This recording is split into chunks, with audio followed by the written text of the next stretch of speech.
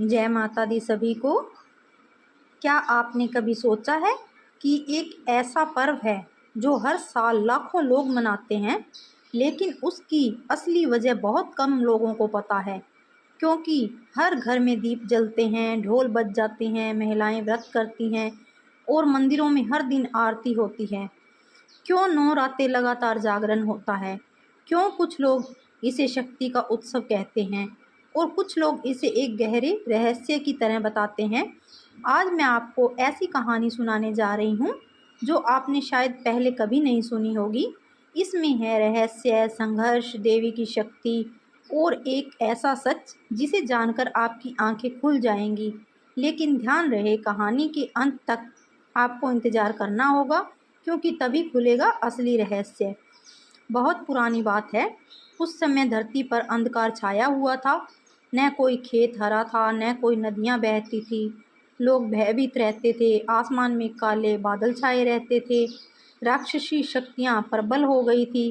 गांव उजड़ गए थे। लोग मंदिरों से डरने लगे थे। राजाओं की सेना हार चुकी थी। साधु संत जंगलों में छिप गए थे। हर कोई किसी चमत्कार की प्रतीक्षा कर रहा था, पर कोई नहीं जानता था कि यह संकट क्यों आया है।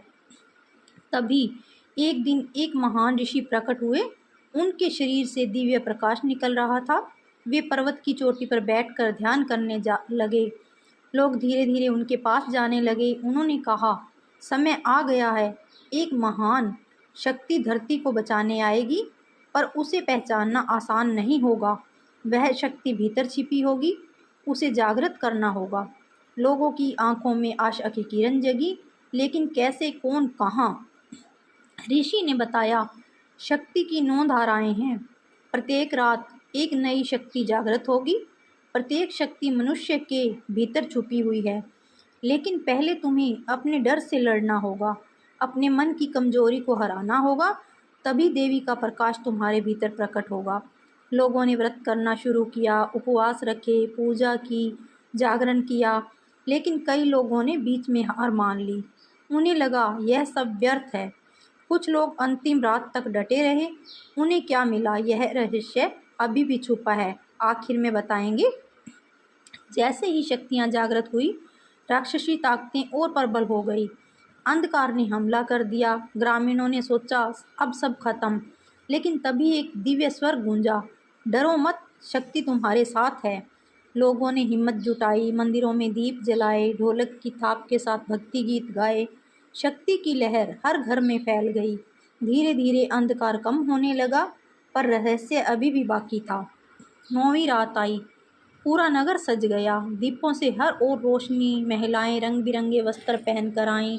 ऋषि ने अंतिम संदेश दिया, जिसने अपनी आत्मा में शक्ति को पहचाना वही विजय प्राप्त करेगा।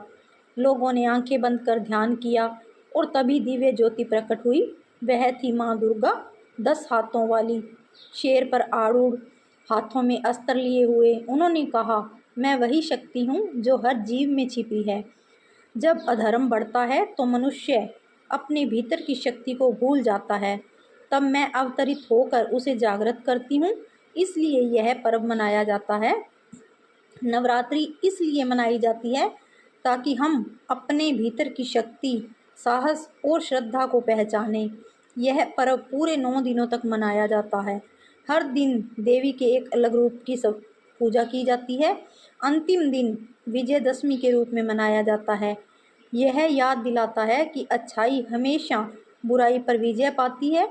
यह सिर्फ पूजा नहीं है, यह आत्मबल, धैर्य और सामूहिक जागरण का पर्व है।